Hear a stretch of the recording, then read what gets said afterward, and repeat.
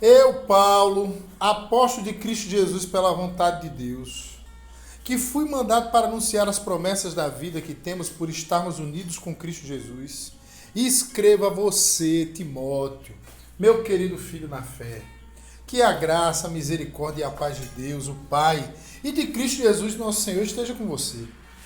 Todas as vezes que lembro de você nas minhas orações, de dia e de noite eu agradeço a Deus, a quem sirvo com a consciência limpa, como também meus antepassados serviram. Lembro das suas lágrimas e quero muito ver você outra vez, para que eu possa ficar cheio de alegria. Lembro da sua fé sincera, a mesma fé que a sua avó Lloyd e Eunice, a sua mãe, tinham. Eu tenho a certeza de que é a mesma fé que você tem. Por isso quero que você lembre de conservar vivo o dom de Deus que você recebeu quando coloquei as mãos em você. Pois o Espírito que Deus nos deu não nos torna medrosos. Pelo contrário, o Espírito nos enche de poder e de amor e nos torna prudentes. Portanto, não se envergonhe de dar o seu testemunho a favor do nosso Senhor, nem se envergonhe de mim, que estou na cadeia porque sou servo dele. Pelo contrário, com a força que vem de Deus, esteja pronto para sofrer comigo por amor ao Evangelho. Deus nos salvou e nos chamou para sermos o seu povo. Não foi por causa do que temos feito, mas porque este era o seu plano. E por causa da sua graça. Ele nos deu essa graça por meio de Cristo Jesus antes da criação do mundo.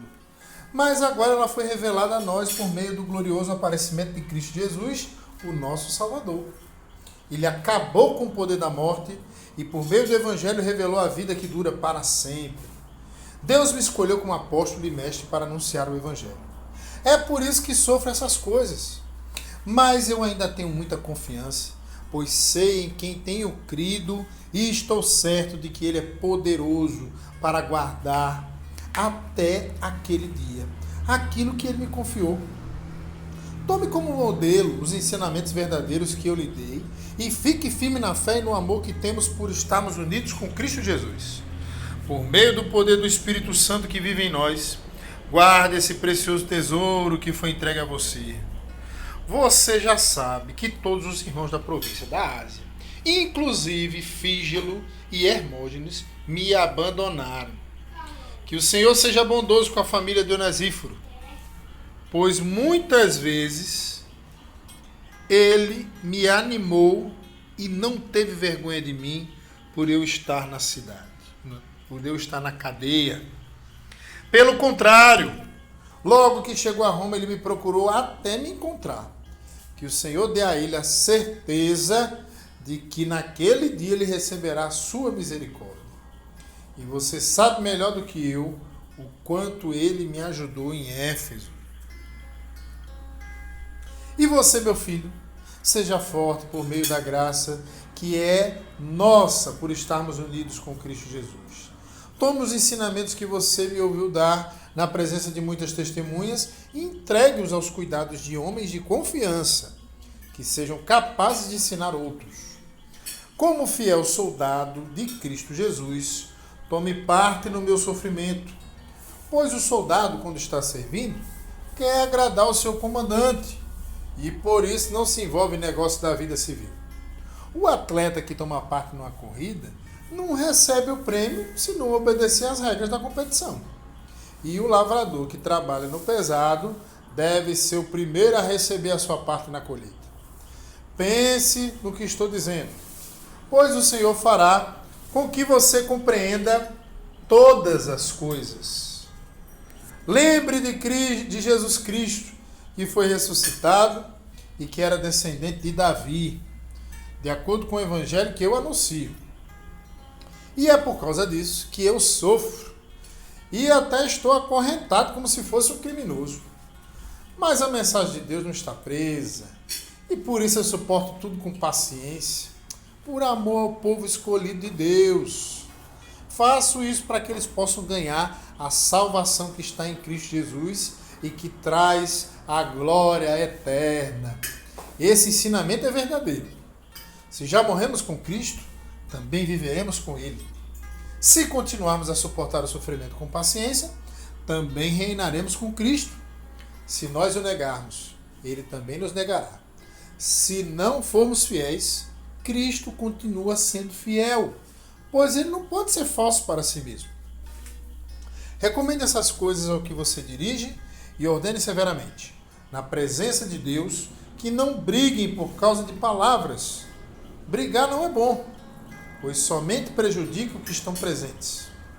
Faça todo o possível para conseguir a completa aprovação de Deus, como um trabalhador que não se envergonha do seu trabalho, mas ensina corretamente a verdade do Evangelho. Evite os falatórios contrários aos ensinamentos cristãos, pois eles fazem com que as pessoas se afastem de Deus.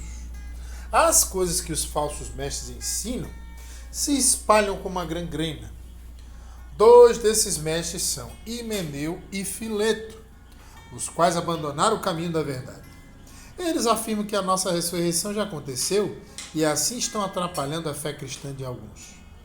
Mas o firme alicerce que Deus colocou não pode ser abalado. E por esse alicerce estão escritas estas palavras: o Senhor conhece as pessoas que são dele. E também, toda pessoa que diz que pertence ao Senhor precisa abandonar o pecado. Numa casa grande, não existe somente vasilhas de ouro e de prata, mas também de madeira e de barro. Algumas são para ocasiões especiais e outras para todos os dias. Quem se purificar de todos esses erros que tenho falado será usado para fins especiais, porque é dedicado e útil ao seu mestre e está pronto para fazer tudo o que é bom. E você, Timóteo, fuja das paixões da mocidade e procure viver uma vida correta, com fé, amor e paz, junto com os que com o coração puro pedem a ajuda do Senhor. Fiquem longe das discussões tolas e sem valor, pois você sabe que elas sempre acabam em brigas. O servo do Senhor não deve andar brigando, mas deve tratar todos com educação. Deve ser um mestre bom e paciente, que corrige com delicadeza aqueles que são contra ele, pois pode ser que Deus dê a eles a oportunidade de se arrependerem e de virem a conhecer a verdade. E assim voltarão ao seu perfeito juízo e escaparão da armadilha do diabo que os prendeu para fazerem o que ele quer. Lembre disto: nos últimos dias haverá tempos difíceis, pois muitos serão egoístas, avarentos, orgulhosos, vaidosos, xingadores, ingratos, desobedientes aos pais e não terão respeito pela religião. Não terão amor pelos outros e serão duros, caluniadores, incapazes de se controlarem, violentos e inimigos do bem. Serão traidores, atrevidos e cheios de orgulho. Amarão mais os prazeres do que a Deus. Parecerão ser seguidores da nossa religião, mas com as suas ações negarão o verdadeiro poder dela. Fique longe dessa gente.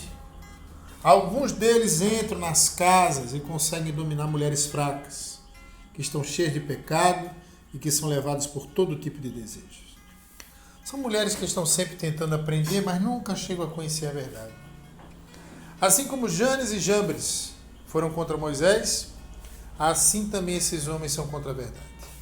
Eles pereceram o juízo e fracassaram na fé. Eles perderam o juízo e fracassaram na fé. Mas não irão longe, pois todos verão como eles são tolos. Foi isso que aconteceu com Janes e Jambres. Mas você tem seguido os meus ensinamentos, a minha maneira de agir e o propósito que tenho na minha vida.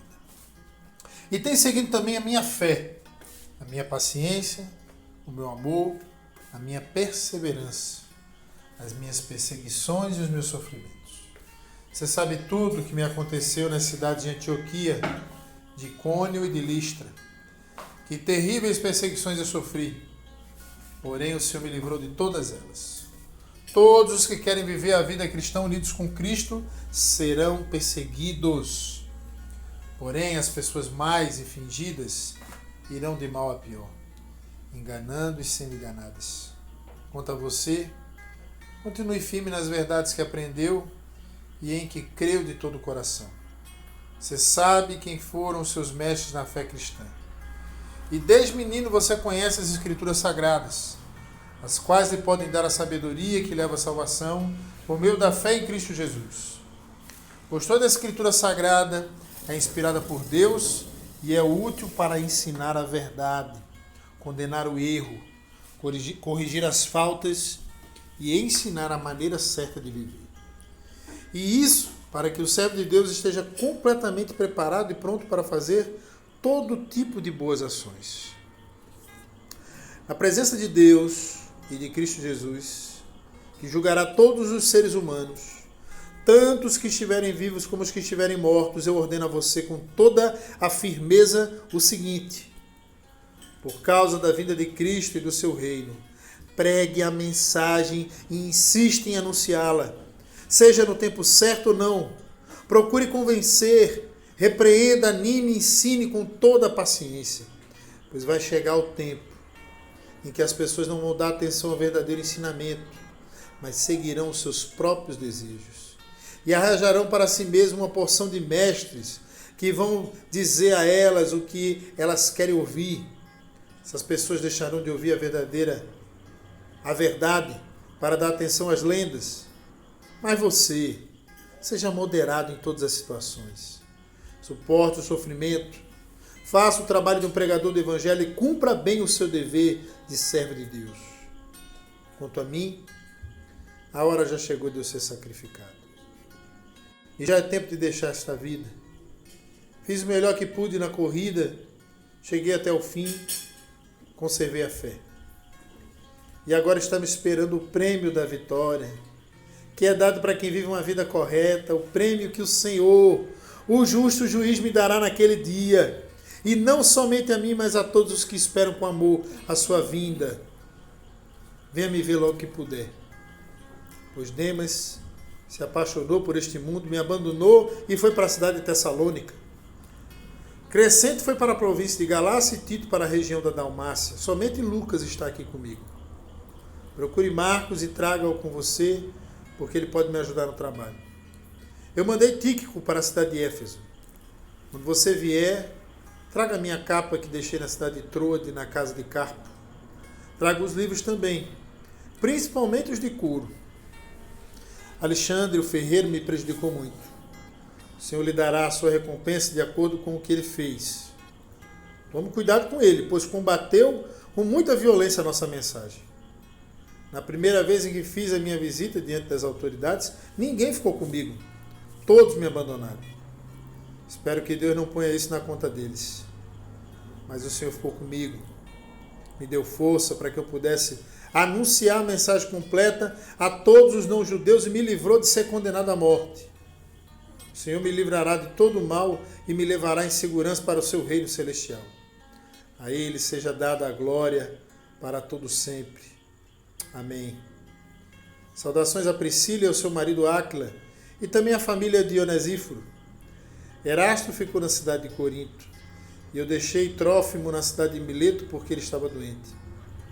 Faça o possível para vir antes do inverno. Os irmãos Eubulo, Pudente, Lino e a irmã Cláudia e todos os outros irmãos mandam saudações. Timóteo, que o Senhor esteja com o seu espírito.